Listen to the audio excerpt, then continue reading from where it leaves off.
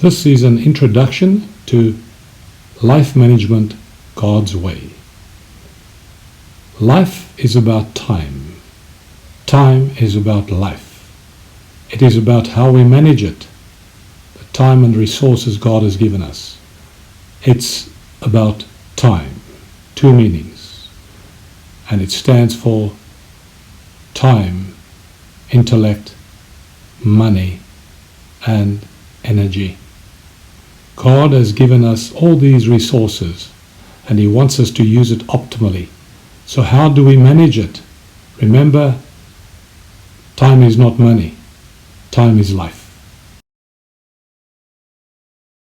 God has given us 7 days to complete our creation, to please Him, and then it is time. Follow me as I want to share with you the following. God has given us 7 days to complete our creation, which we co-create with Him. In 2 Peter 3 verse 8, He tells us, "Beloved, let this one thing not be hidden from you, that one day is with the Lord as 1,000 years, and 1,000 years is one day." He gives us 7 days, and the question is, what does our creation look like? In Psalm 90 verses 8 through 12 in the English Standard Version, it says we must count our days and use them to His glory and for His purpose. He gives us 70, and if we're strong, He will give us 80 years. The formula is very simple. With God, 1,000 years is like one day. With us, 10 years is likened to one day. We therefore have around 70 days to build Him a place of glory, a temple, not one made with hands of man, but with the hands of the Holy Spirit. Now look at this 7-day calendar, which starts on day 1 and works through day 7. Monday, Tuesday, Wednesday, Thursday, Friday, Saturday, and Sunday. And see that each one of these days represent 10 years of your life. Where are you on your life calendar today? If you are 43 years old, it means you are on the Friday morning of your life. Are you happy with what you have done and what you've achieved for God at this stage of your life? And remember, the weekend lies ahead. You are almost in the weekend of your life. What have you done with the time and the resources God has allocated to you? Are you ready? In principle, we can then argue that God has given us a quota of 70 man years to accomplish His purposes in our lives, including our childhood and retirement years. He will judge our work when we're done. We have 7 days only, and then it's time. Just like financial planning is essential if we work with money in order to achieve our goals and not find ourselves in financial trouble, we need to look at time planning and give it the priority in our lives in order to achieve our goals and maximize the use of our time resource. I've discovered a very interesting way of making sure that I get to the most important things in my life. Stephen Covey first said, the main thing is to make sure that the main thing stays the main thing. And in order to achieve that, I want you to have another look at your program for the week. I love simplifying my life, and in order to make sure that I focus on the right things, I have classified my activities daily, weekly, and monthly on the following basis: work, maintenance or management, and life and ministry in my case. Those are the 3 main categories. Now, before I discovered the secret of managing my life optimally, I was falling in the same trap as everybody else does. We start with work in order to make money. The maintenance eats up a lot of our time, and then we hardly get to the ministry or our lives, what makes us happy. After all, what is the most important thing in your life? What is that thing that makes you tick? Of the 3 items listed, what is that one thing that you cannot afford not to do today or this week? How do you address that problem? Here is the simple secret. All you do is you reverse the order of those 3 classifications. You start with those things in your life that are most important. If it means you have to get up earlier in the morning or go to bed later, this is the main thing that you're going to work on. Maintenance will take care of itself, and then of course you have to work to earn money, so nobody is saying to you it is not important.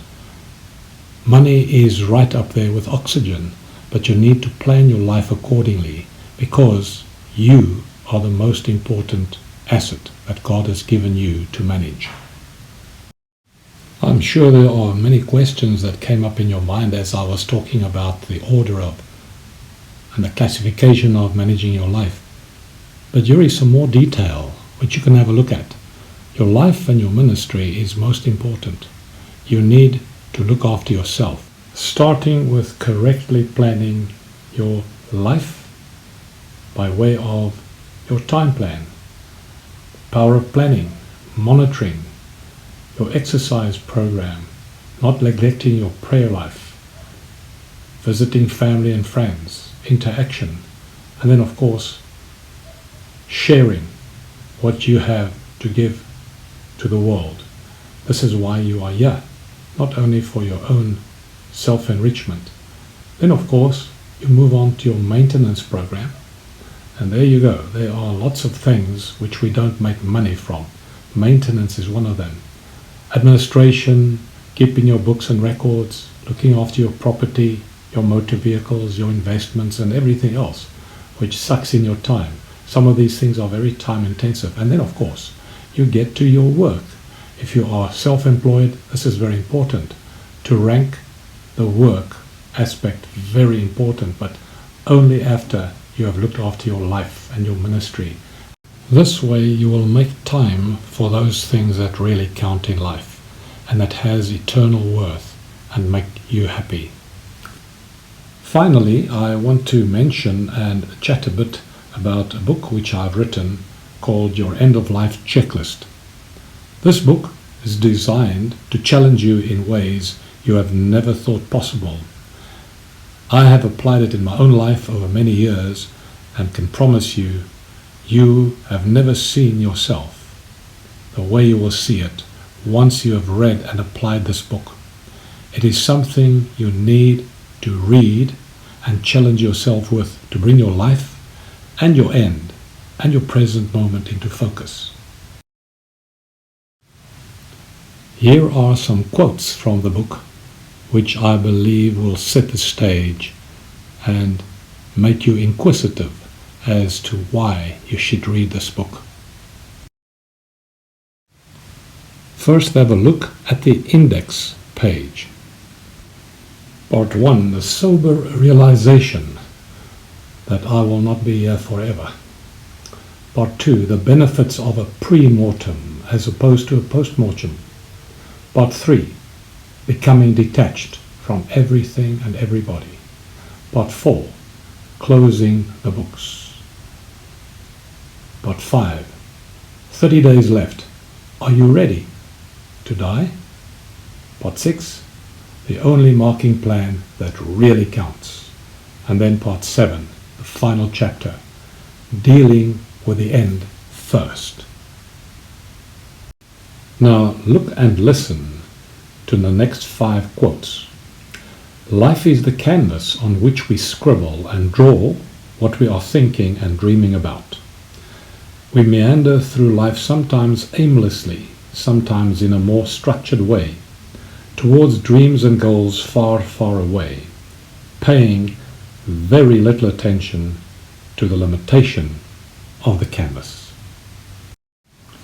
If you would take the time and find the courage to stand up to the fears about the end of your life that haunt you day and night, with deep self-search and honesty, you will discover a freedom and boldness which will surpass your wildest imagination.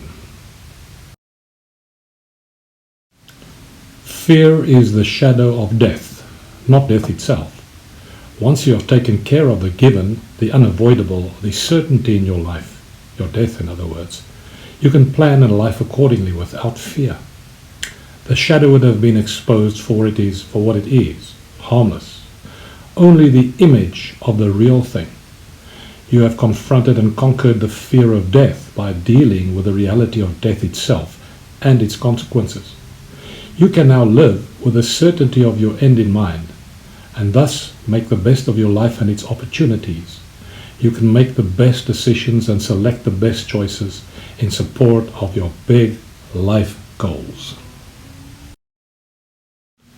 An extract from part 6. The only marking plan that really counts. Simply put, life here on earth can be likened to an examination with a preparatory or theoretical phase. Those are your childhood years.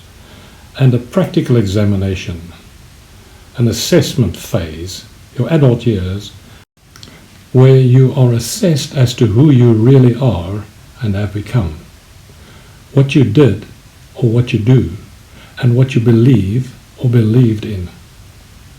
Initially, it has a theoretical phase where life principles are imparted to you by your parents, the society at large, and institutions, but later culminates in a practical phase which takes the rest of your life to complete. There is no chance of any supplementary exam here that can be taken. You only have one shot at it. The examination can be seen as an open book exam, where you have a limited time in which to answer the various questions posed to you and are allocated sufficient time for you to review and correct them should it be necessary. And now the final slide or quotation from the book: to whet your appetite. In preparation of your final hour, closing the books so to speak, you need to understand and gradually work towards your end-of-life goal per the following framework, which spells G-O-A-L, namely goal. The G stands for God. Peace with God, ensuring your eternal home is secure and certain. That is your vertical relationship. Others. Peace with others, your family, your relatives, friends, and the world at large. No bad things or grudges. All forgiven, everything sorted. That is the horizontal relationships you have on earth with everybody, including yourself. And then assets. Assets in terms of your last will and testament, maximizing the inheritance of your heirs. We have now discussed the G, the O, the A, and then finally the important one, legacy. Your life legacy, ensure it is properly defined and visible. We need to take ownership of our legacy, which is the last and lasting impression of our presence here on earth, our visible footprint. So, it is about God, others, assets, and our legacy. This is what this book is all about. We need to make peace with the fact that we are not going to be here forever. Challenge death, challenge the shadow of death, and then move on to better things, where we can concentrate on the present moment, where we can make God's dream for us come true by creating a creation, an artwork worthy of the reason why He has chosen us. Thank you. May God bless you.